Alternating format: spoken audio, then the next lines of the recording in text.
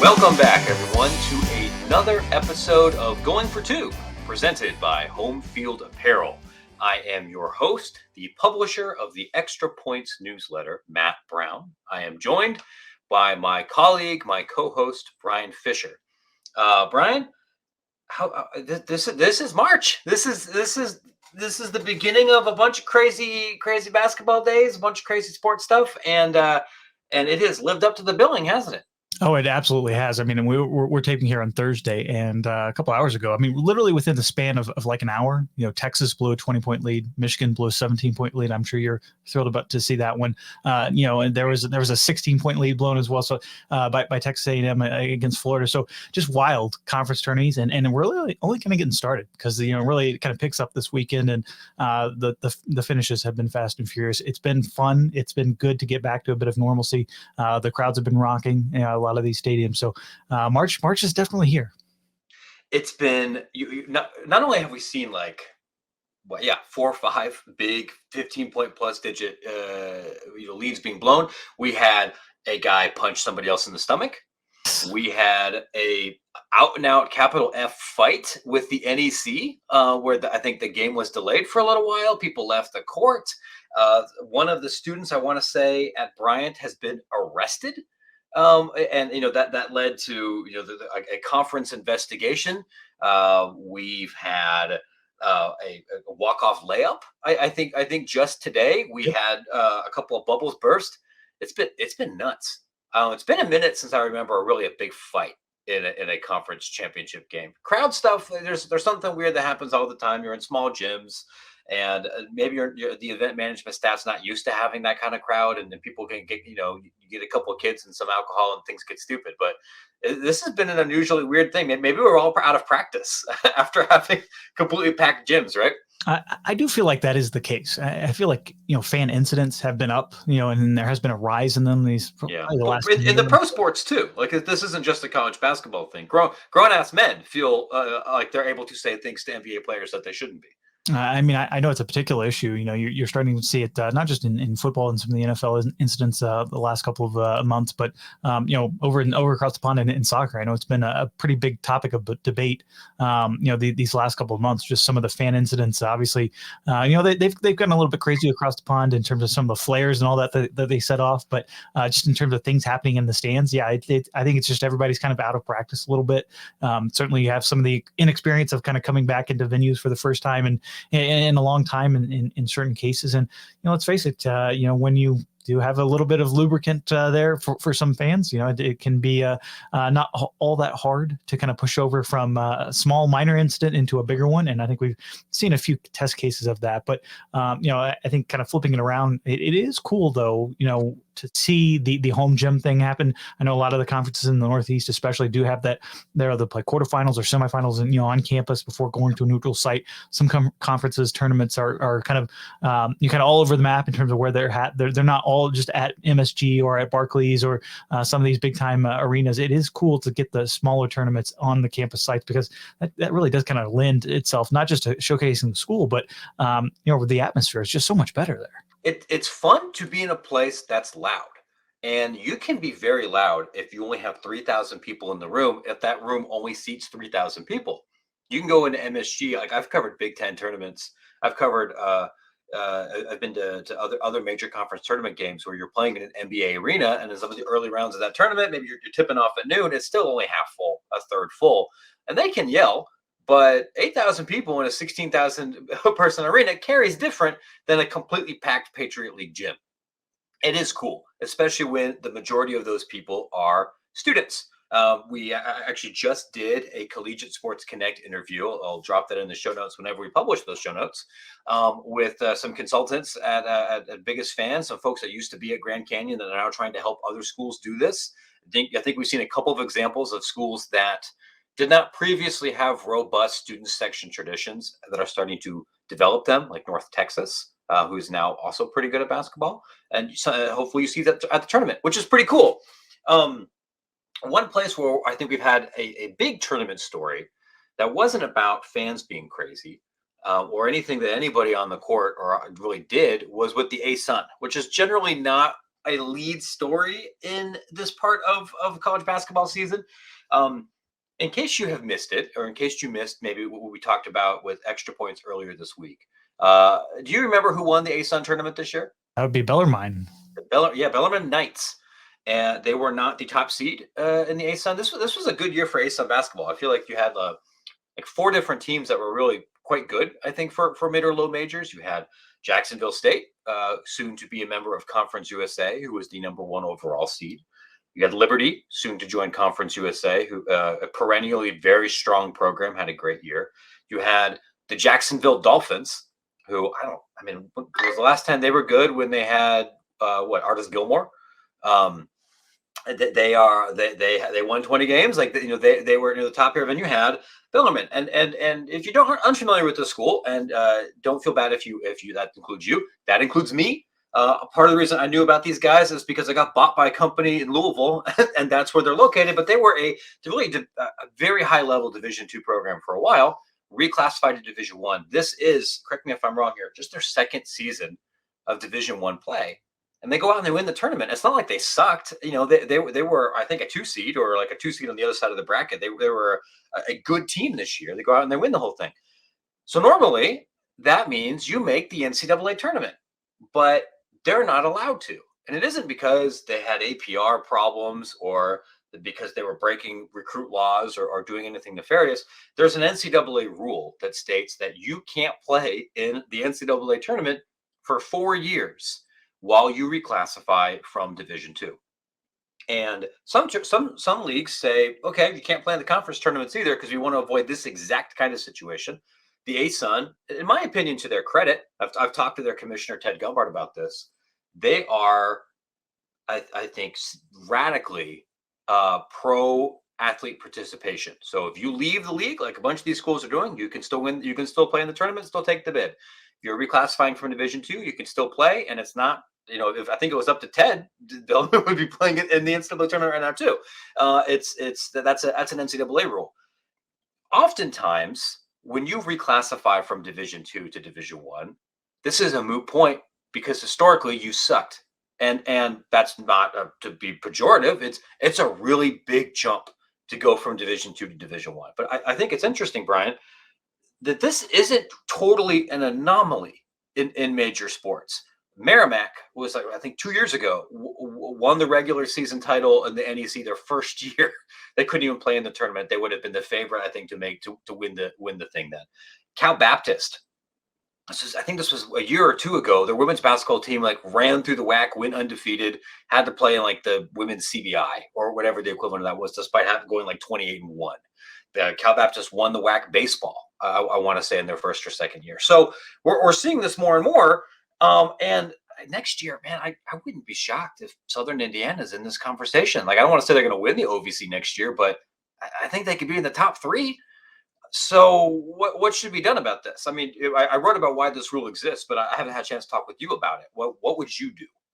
Well, I would scrap the rule completely if it were just up to me. Obviously, the history behind why this was kind of instituted is understandable. You can kind of get that, but it's just a different era nowadays. I think it's so much about the student athletes right now, and this is kind of seems like an anti-student athlete rule. If you're win it on the court, why shouldn't you have access to the overall championship? And I think that's kind of where I come from. I know it's it is understandable. I think that transition period is there, and I think everybody can understand it because, like you're saying, a lot of teams just come up and they're bad. We were when we were talking with the Lindenwood AD a couple weeks ago in terms of making that jump. It was a depth issue, but in sports like basketball, in tournament settings like we're seeing this week, I mean, crazy things can happen. If you go on a run, I think you should be able to be invited to the big dance. And it stinks too for Bellarmine too, because they're not even eligible to go to the NIT. You would have thought if you at least if you had a good year, maybe you have that as a backstop. But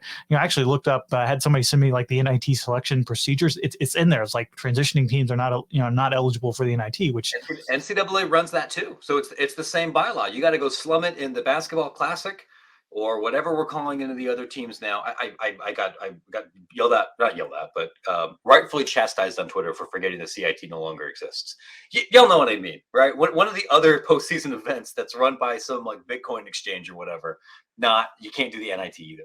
And we've seen this not just in basketball, but we've seen it in football with a lot of teams moving up, which is even harder given the scholarship differences from the FCS to the FBS. But a lot of, especially the Sun Belt teams, that have had success as they've made that jump. Obviously historical powerhouses. At the FCS level, you've seen App State, you've seen Coastal. They've made the jump and be successful fairly early on to where they could get to that 6-6 mark to get to a bowl game, which not doing a whole lot in terms of football, but for those athletes that do pass that 500 mark and not to be able to go to a bowl game, it does kind of stink for them. But a little bit more understandable, I think, from the football aspect, because it is you're talking about double-digit number of scholarships transitioning from that. I was talking with somebody from JMU about just making that jump and how they kind of phase things in. And you understand there's a bit of a runway, right, that you kind of have to fill. But in basketball, there's not that much of a difference between some of those upper end D2 teams, and if you get hot at the right time, and that basketball hoop, it's the same at all levels, right? And it's the same at all classifications. So it definitely stinks for Bellarmine. And to your point earlier, about Louisville, like that city has really kind of adopted this team kind of as their second team, especially as the Cardinals have gone through so many struggles this year with. You want a less problematic second favorite team where you can get a more affordable ticket? Do we have a team for you? Yeah. But I mean, like they've really adopted, like they've gotten around them and rallied for this program that a lot of the folks in that city probably don't have much of a connection to. Certainly, you have a lot of Louisville alums that you say maybe we'll get behind this team that's actually doing pretty well on the court, and that's been kind of fun to see and follow along. But at the same time, you just wish those athletes had that opportunity to keep their season going. And I think we're going to be doing some more stuff on Collegiate Sports Connect with the school itself, because I think it's an interesting story in terms of how do they capitalize on this? How do they make sure they're selling tickets? How do they make sure their marketing plans going forward can capitalize on this? Because we talked about the Flutie effect in the last podcast. This is almost kind of a different kind of effect, just because there is so much interest in the school and so much awareness in the school, but it's for not playing in the tournament. So it's going to be fascinating to see how they kind of turn that and use that to their advantage. That's a good point. It's a good point, because I don't know if we exactly have a great comparison to a school getting almost NCAA tournament level notoriety without a problematic scandal. Yeah. Generally, if everybody's talking about you, and it's not because you just upset a 3 seed, it's because something terrible has happened. And that hasn't been the case here. I completely understand why everybody and their brother on the internet, and I don't think this is mock outrage or anything. It's like, this feels really undemocratic. It flies against the idea of college sports being some kind of meritocracy. They're being punished for a decision that they had nothing to do with. And we talked a lot. And so I certainly wrote about how I thought that was unfair in the case of UIC and Stony Brook and some of these other schools, right? Which I think those are similar, although not entirely analogous decisions. Here's where I'm coming from, and maybe I'm wrong about this. Like, I could be, falling in this rabbit hole. You want to create a rule that is as most pro athlete as you possibly can, and moving from Division II to Division I is a very significant, because of the way the bylaws are set up right now, very significant administrative change. You are absolutely right, and I've written this too. If you're a good Division II basketball team, you can whip a lot of D1 teams' ass. Like, you're recruiting really the same caliber of guys, especially when you're looking at some of these low majors. It's just a question of depth and a question of scholarships, right? You bring in trying to think of like a really good Division II basketball team like West Liberty. They would go over 500. They might win some low major leagues. Like, they're very good. Nova Southeastern's really good. Augustano's really good. However, it's one thing to build a Division II basketball team or women's basketball team or one or two sports that can immediately compete at the D1 level. If you drag your 18 other sports to Division I when you haven't done the infrastructure to support them, the facilities to support them, the staffing for support them, because you're trying to help your men's basketball team, that might be better for the men's basketball players. I understand the argument that could be a worse experience for the rest of your athletic department. It could really screw your soccer team or or your volleyball team or your baseball team or those other things. And we have a big department to think about. I honest to God, really do believe that if there were no guardrails, if the only thing that you needed was a Division One conference to sponsor you, and that there wasn't a major penalty for to drop back after 2 or 3 years, that there would be a lot of Division Two teams that are not ready to make this jump if they felt like they had a good team would do it. And if you're the NEC and you're like, look, we got to boost our PI or our net the best way we possibly can. Let's take a run at this for 3 years. They'd have a shot. And if we're living in a world where we had promotion and relegation and college sports was set up like La Liga or something or the EPL, that's fine, right? Because Real Madrid doesn't care about what happens to their basketball team when they're making changes to what's happening with soccer. That's not the world that we live in. So and there was the NCAA I saw sent out this memo earlier this week. My hope here is that as everybody sits down to reevaluate the transformation committee, and we re-examine these core assumptions about what it means to be a Division One program, what it means to be a Division One conference, what your championship access looks like for those. My hope is that as we make a bunch of these other changes, then we also reevaluate this. Because I don't think it should be a stone tablet coming down from the mountains that says you must wait 4 years or 3 years or 2 years. But I do think if everything's structured the way that it is right now, if you don't have some kind of restrictor plate, other people are going to make some very stupid decisions, like Florida A&M's ill-fated jump to FBS, or Birmingham Southern's cup of coffee at the Division One level. They're a really good baseball team, and everything else was a dumpster fire. And that process, I don't think, served their whole athletic department to the best possible experience. So that's what they're trying to stop here. But who wants to be the guy defending Indianapolis on the internet? That's a pretty lousy gig, It's not I certainly defending the folks in Indianapolis, but look, this discussion has been ongoing really for the last couple of years. There has been, certainly some, larger talk about shortening the time period that this transition period undergoes, just because of things that you've been mentioning. Schools are more prepared to make that leap now. They've got consultants. They know from a facility standpoint. They know from a scholarship standpoint. So many schools have done it now. There is kind of that game plan, that the handbook that they can go back to. There is a literal industry to walk you through this. Exactly. So it's much easier now to make the leap than it was when this rule was initially created, right? And yeah, I think there are certainly some competitive concerns about teams coming up and just kind of filling the ranks, and I understand that, but really this discussion is not just this year. You mentioned the other examples and that it's happened to in basketball, but you go back to St. Thomas. I think this was a debate around when they were making that jump from D3 over to D1, and all that went into that transition. The school felt that they were ready, but there were some artificial governors on them, and they were certainly kind of given an exemption to make that direct jump. Usually you have to spend some time in D2 and then make the jump to D1. Yep. I think that is going to kind of go out the window, but really we're kind of at an interesting moment in NCAA history, just because there is this talk about D1 transformation. You mentioned that memo that got sent out to a lot of schools that went out last week in terms of, we don't know what D1 membership requirements are going to be. We don't know what the actual Division One, if there's not going to be another subdivision within it. We've heard a lot of talk about that the last couple of months and years, really, even if you want to go back even further. And I think it's given a little bit of unease to a lot of folks, and that's why some schools, as we mentioned in that Lindenwood AD interview, some schools are jumping and making the jump now, just so they know that they can get into the party and start that transition process now in case things changes. And I think I had several folks reach out to me when we had that one and say, yeah, you're spot on too, that there are some schools that do kind of want to know what the landscape is. And I think that's why that memo was sent out recently by Jerry Moorhead, the D1 board of directors chair, who's also the University of Georgia president. We have a link to that memo in a previous Extra Points. I'll also add that in the notes. I have seen some internet speculation after that memo that's oh crap, the Big South's going to get kicked out of Division One, or what's going to happen to these leagues that don't. Honest to God, this is not just total speculation, from texting around, I don't think that was the point of that memo. The point of that memo is hey, West Florida or Stonehill or Mercyhurst or picking up one of 8 other Division II schools, think about this and move forward. It is funny you mentioned St. Thomas. I'm actually speaking to their athletic director. This is going to publish on Friday, later this afternoon.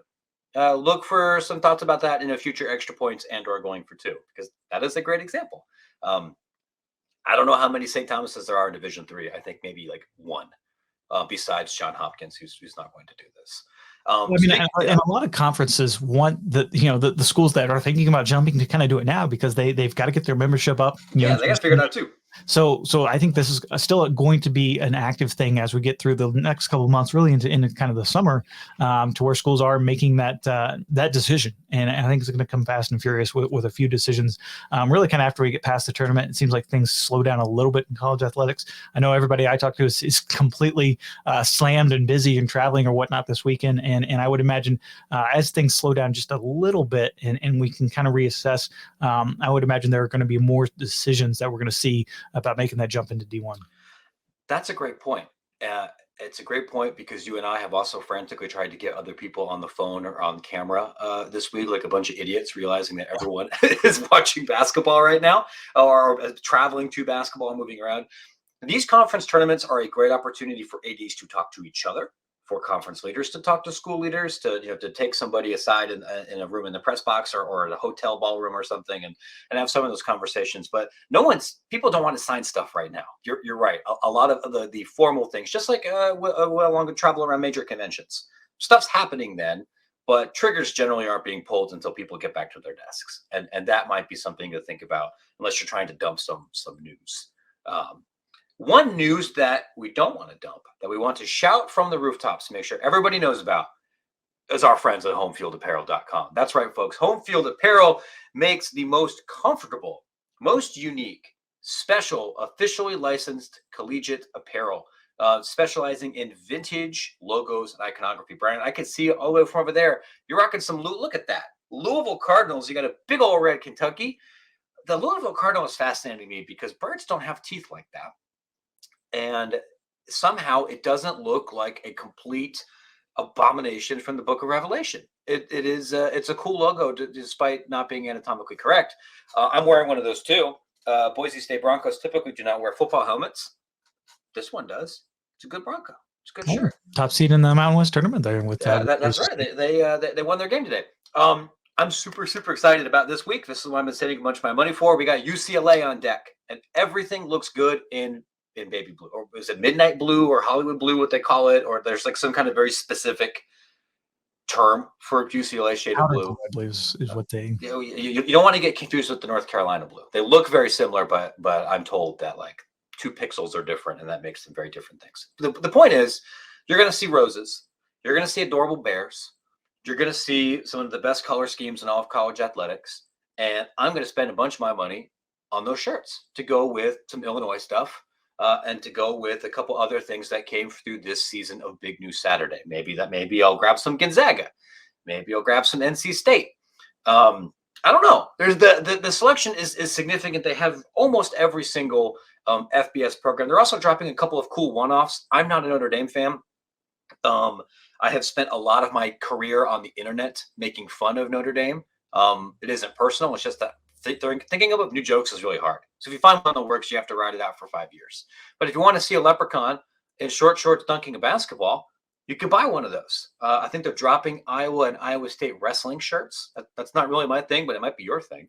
And a couple other one-offs, I think, from some smaller schools coming out here. So if you haven't bought your stuff yet, and you're in luck, because we have a discount code to help you save a little bit of money. Use promo code Extra Points, all one word, to save 15% off of your first order. In case you didn't hear that, because it looks like my phone went off during this conversation, that is promo code Extra Points to save 15% off your first order from homefieldapparel.com.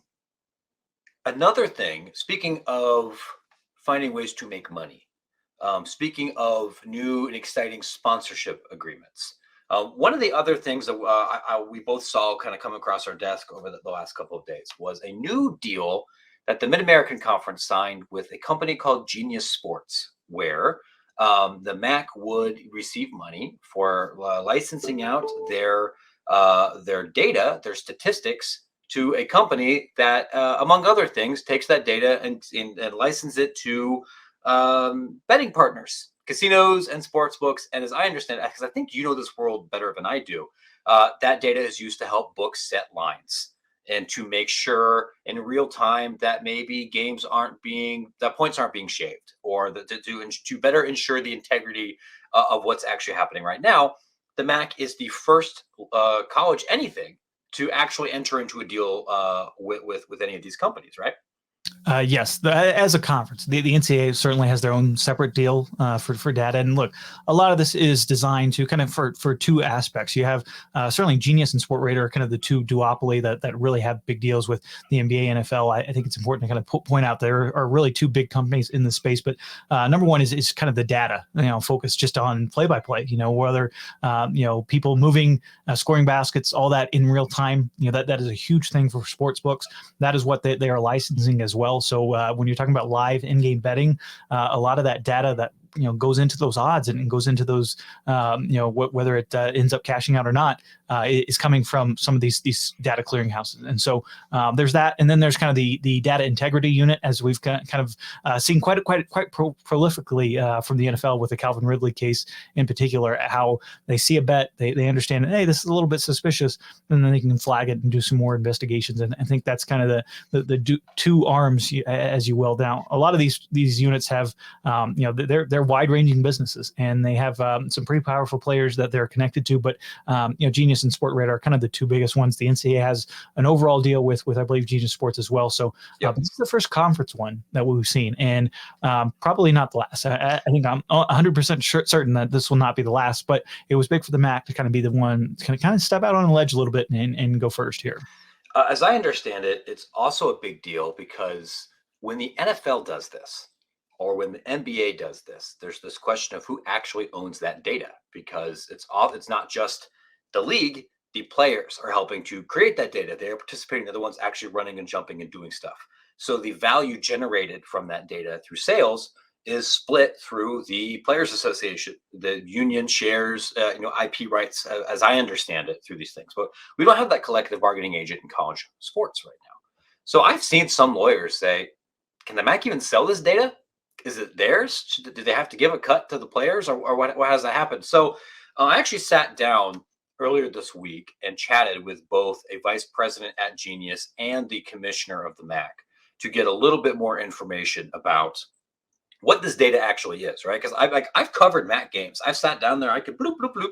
Here's stat broadcast, and that seems pretty play by play to me. I'm not a big gambling guy, so I didn't even know what else they were talking about. Wanted to know what that's actually being used for, who actually owns it, and everything. And we can share some of that conversation here, because why should you listen to me recap it when you can hear the actual original players tell you themselves?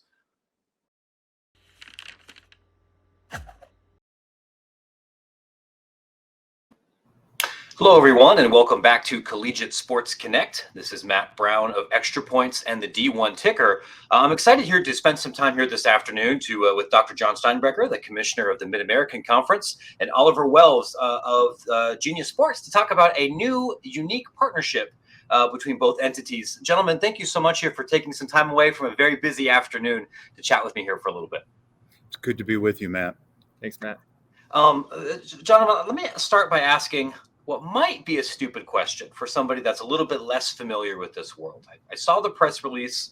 I saw the write-ups in Sports Business Journal and Sportico everywhere saying that the MAC and Genius have engaged in this new partnership to be able to sell data, sell statistical data to participate and help with data integrity. I'm wondering if maybe either of you could be a little bit more specific about what that means, because I've covered MAC sporting events. I've pulled up live broadcasts. It seems like a lot of the statistics are right there. What else is involved here besides what someone could just pull up from a box score?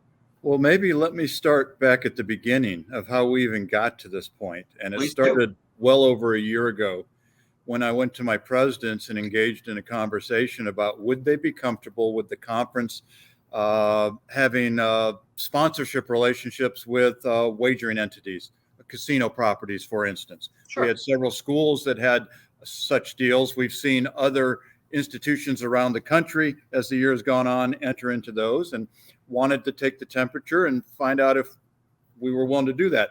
And that was not a one meeting conversation. That was Sure. There's a lot of things involved in that. But we sit in, we're in a period of time where now the landscape around wagering and sports wagering has changed in this country. It's now, it's a state by state thing. We're not too far off from probably virtually every state will have it. I'm the one FBS conference that every state in my footprint has now legalized it. It's still being phased in places, but here we are. And so we got comfortable with that. Then as we moved into the phase of, okay, let's start soliciting sponsorships and seeing where we go, we end up having conversation with Genius Sports. And we actually tied into really a sponsorship with them first. And they're not a casino entity. They're not a sports wagering entity, but clearly they conduct business that assists these companies in doing what they do. And so as we dug into this, we started thinking about, sponsorship's nice, but we have an asset here that's untapped, that the professional leagues are now utilizing, the leagues in Europe have been utilizing for some time, and that is our data. And when we talk about data, we're essentially talking game stats. I'm not talking personal information. I'm not talking biometric information. I'm talking game stats. And what they're doing now is people are gathering these stats through essentially third parties. They're hiring someone to come into our games and transmit that data back to them while it's occurring. They're watching our broadcasts and pulling it down. And so they're essentially unofficial stats, and they are not as timely as they would be if they will work with us now. So people who would partner with us through Genius Sports would have the opportunity to gain access to the official statistics.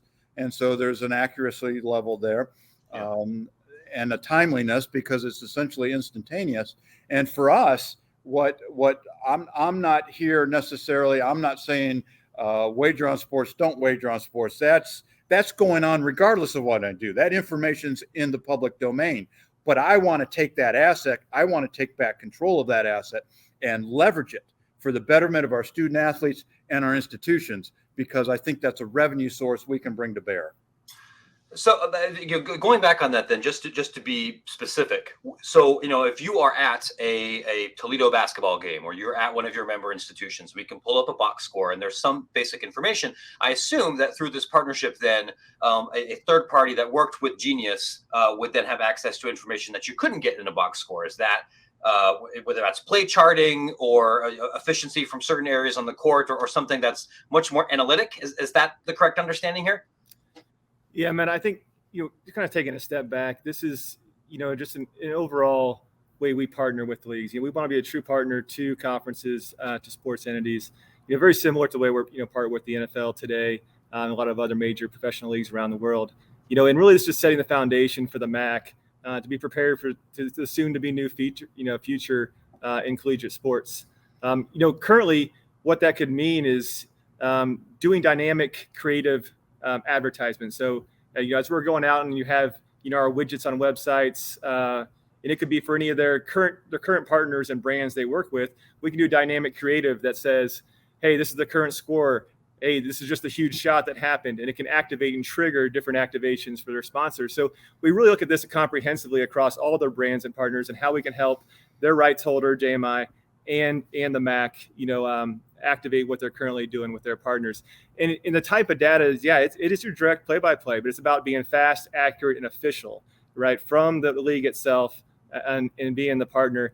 It is no more than that. This is nothing about, player injury reports. This isn't anything about, biometrics. This is pure, like you're saying, the play-by-play coming out of the venue. Yeah.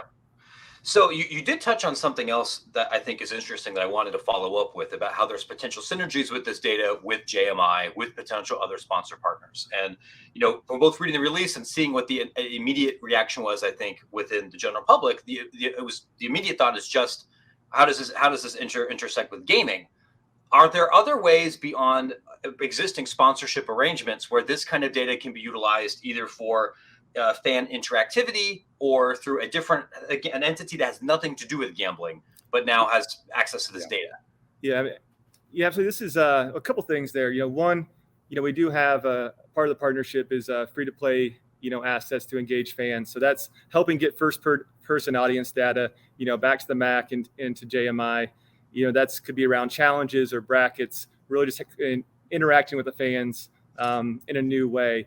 In the second piece, it probably wasn't, I didn't see it get as much traction on the media side, was bringing Second Spectrum to bear. So our Second Spectrum technology is an optical tracking solution that digitizes the game. It's used throughout the NBA, English Premier League, and a lot of other professional leagues. And we're bringing that to the MAC for their championships. And what that's going to be able to allow their broadcasters to have new enhanced augmentation of the feeds. You could do a coach's broadcast, an analytics broadcast. You'll see some of these things coming up in March Madness. There's kind of a release today from Turner that kind of talks about what we're doing there with March Madness. We're going to bring that to the MAC championships as well.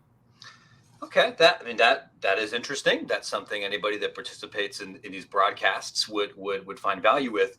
Maybe this is a dumb question, but is there any value activation here for coaches or teams specifically under the MAC footprint?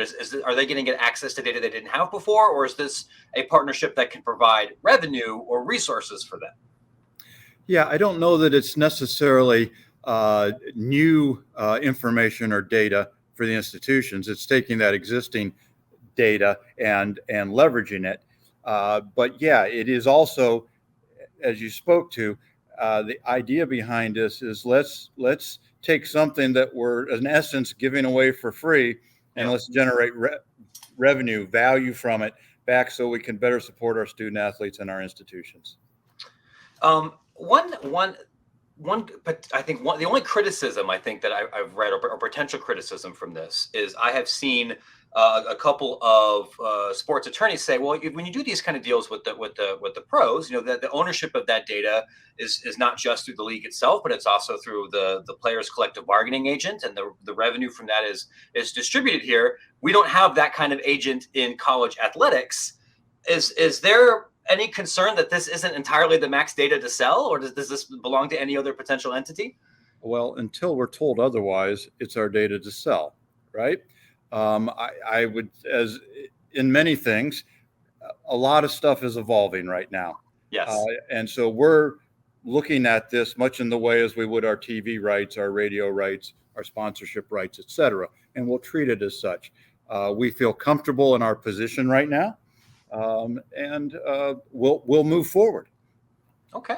What's been the feedback immediately from within the industry? Have you heard from any other conference or school peers that have said, well, wow, maybe this is something we should be doing? We hadn't even thought of that before, or has it been different? Yeah, I've certainly heard from a number of my colleagues who are congratulated us on this and have started to ask some questions. And I'm aware of other colleagues that have certainly been exploring this for some time. And so I think this is an area and field that will continue to evolve. And then the other part I would emphasize with this is, for us, it's one, let's take back control of an asset. Yeah. Two, let's make sure we're doing everything we can to ensure the transparency of our games, the accuracy of our games, and the integrity of our games. And so it's important that we're working with integrity services that will be providing incredible oversight of all of our events and monitoring those and assisting us. And, we don't expect to have any issues, but if something would occur, we'll know about it. I have no doubt about that. And then also building on what is already a solid educational program, but making it an even more robust educational program for our student athletes, coaches, administrators, and officials as we move forward. Maybe this is a dumb question for somebody who is not as immersed in this particular world. But if you are a sports entity, a league, a pro league, or anybody else, and then you are now, over the board, formally working with a sports data company, somebody that's working to do integrity-related services, does this help either body potentially catch point shaving or determine irregularities that might happen over the course of the game, or is it more to help the third-party entity figure out what a line should look like? What is there a relationship here? Yeah, our integrity service is something we provide, again, to the NFL and to leagues around the world, and it's something we've done for many years. And it's all about, one, education, so education to to players and to the schools and into the conference and providing counsel there, but also monitoring the matches. So if we're seeing big movement on the lines or things that really don't line up with what should be happening, we do an alert and we just make sure that we're keeping our partners aware of what's going on. We've been working with an integrity partner for some period of time now. Now we'll also work with Genius Sports. I feel very confident in the kind of oversight and review that will be occurring in and around our athletic competitions. I think that's to the betterment of what we're trying to do. We want to make sure our competitions are as on the up and up, are transparent, are forthright. We've had confidence in that. We will have confidence in that moving forward. Okay. So, John, I think my last big question here, and one of the other reasons that this deal caught my eye was really interesting to me is I know conference officials and administrators and college athletics are constantly looking for ways to find a few more quarters and dimes under the couch cushions, particularly if you don't have a $50 million television deal to provide the resources for their athletes and schools to be successful. And you mentioned a couple of times in this conversation, hey, this is a chance for us to take ownership of an asset that maybe was being let go for free or was underutilized or undervalued and turn it into something that provides value. In your view, as somebody who's been in this industry for a while, do you think there's other potential assets or tools that the MAC or anybody else may not be properly valuing or utilizing now in 2022? There might be, but I'm not going to tell you. They pay me to ask. Sure. No. That's a fair question, but that's what I think all of us are doing, are trying to figure out. We're all charged with, look at what's in front of us and how can we leverage the most value in appropriate ways from what we have. And, that's part and parcel of what we do. All right. Well, gentlemen, thank you both very much. I know you have a tournament to catch here. I appreciate your time in helping to help our audience better understand this, and we look forward to hearing more from both of you in the coming weeks. Thank you very much. Been good to be with you, Matt. Thank you.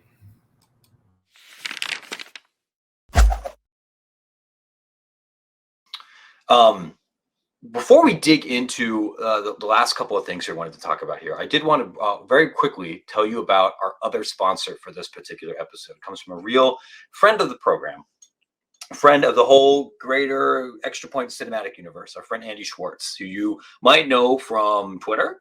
You might know him as an economist that's been involved with the O'Bannon case, with the Alston case, with helping our entire country very politely cyberbully UAB into bringing back their football team and anybody else that tends to make short-sighted decisions about dropping programs. So Andy knows the economics of college athletics better than almost anybody. He's also a gigantic board game nerd. And that's not me this isn't a show that's going to make fun of anybody being a nerd. I am. And Andy has created this new cool board game called Envelopes of Cash, which is like it combines this merger of all the stuff that he knows here about how athletes actually pick schools and how the recruiting market really works and how that fits in here with a Euro style resource trading board game like Settlers or others kind of in that vein. So Settler, this is like you take all of that. It's like a rivals message board meets Monopoly, meets Settlers, meets trading for bricks and grain and everything. You play as a coach. Your job is to sign the best recruiting class possible. You can use them above the board resources, your booster bucks. You drive your bus all over the country. You're evaluating players, and then you also have envelopes of cash, maybe money that's not so above the table, not a formalized NIL deal to help bring that aboard. It's fun. I've played this a couple of times.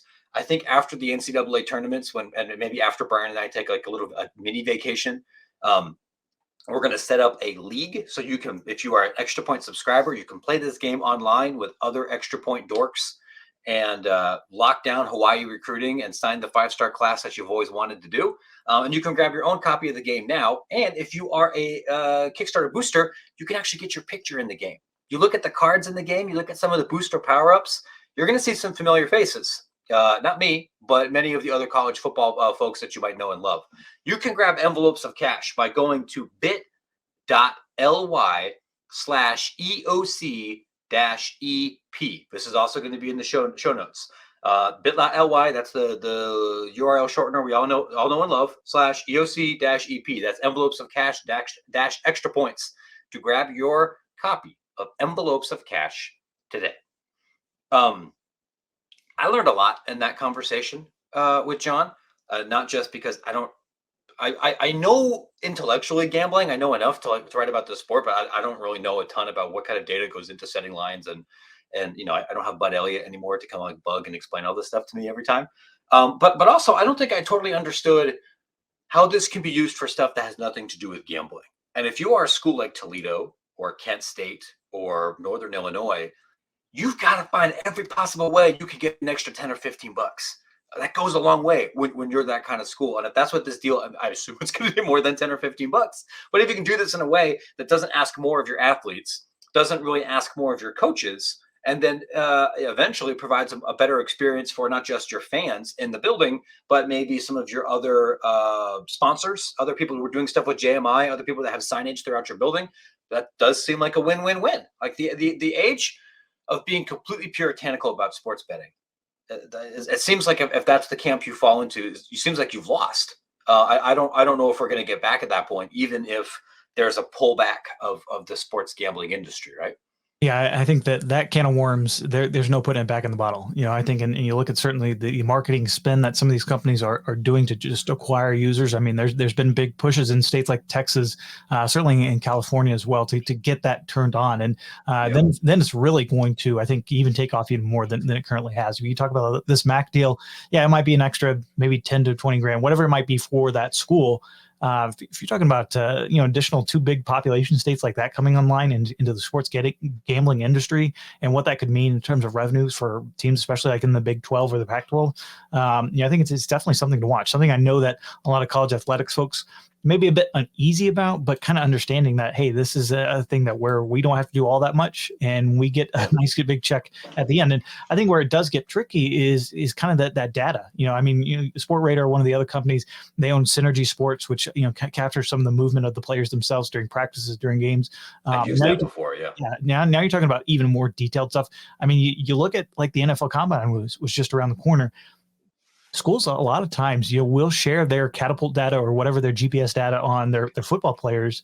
They will share that with NFL scouts and whatnot. If you're a student, maybe you're a little bit uncomfortable about that. We're kind of in a similar spot here, but it's going to be interesting to track because the story is not going away, and I think we're going to see a lot more leagues kind of jump on this bandwagon. That is a huge point. I'm glad you brought it up.